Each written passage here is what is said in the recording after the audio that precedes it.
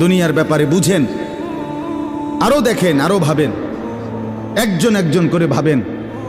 দুনিয়া আরো যদি সাজান, খোদার কসম ক্ষণিকের ক্ষণিকের ক্ষণিকের অল্প সময়ের দুনিয়া চমৎকার সাজাইয়াও তৃপ্ত হইতে পারবেন না, তৃপ্ত হইতে পারবেন।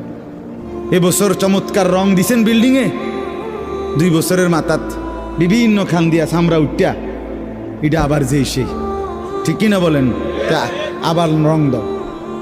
এই সোফা চমৎকার বানাইছিল, ওই যে বার্নিশ নাই, দেখেন এই যে সোফা, এটা এই যে দেখেন, কথা বলেন না, এই সোফা এটার মধ্যে আসেনি বার্নিশ, তো এটা আবার কি করতে হইব? তো লাভ হইল কই? দুনিয়া তো ধোকা, দুনিয়া ধোকা। এই সৌন্দর্যময় চেহারা নারী 30 বছরের ব্যবধানে উনি বুড়ি, আর কেউ ফিররা সেদিকে ফিরা সেফও হালায় না। আজ যেই যুবতী, যেই বেহায়া নারী, বেপর্দা মহিলা বাজারে বাজারে ঘুরতো, যৌবন, আরে সেটা তার সম্পদ না, তারটা হইলে তো নিজের হইলে তো সে কখনোই বুড়া হইতো না।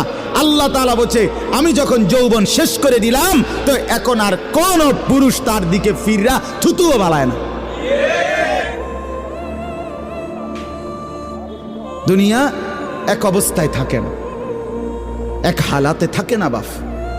এজন্য ছেলেদেরকেও বলি, বাপ জিন্দেগি সুন্দর করো।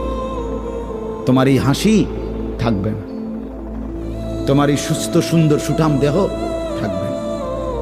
আন্তরিকতা নিয়ে শুনলে, নিজের ভিতরে নেক মানসিকতা যদি থাকে, গ্রহণ করার মানসিকতা, তাহলে অল্প কথা তো ফায়দা হয়।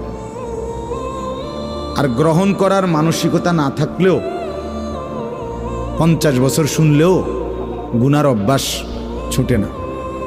দেখেন না, 70 বছরের বুড়া মানুষ চা দোকানে টেলিভিশন দেখে, তাহলে এত বড় বুড়ো মানুষ, মুরব্বী, উনি এখনো যদি বিড়ি খায়, সিগারেট খায়, এখনো যদি চা দোকানে টেলিভিশন দেখে, তো ওনার এই মন্দ অভ্যাস, বদ অভ্যাস কত বছর পরে ছুটবে?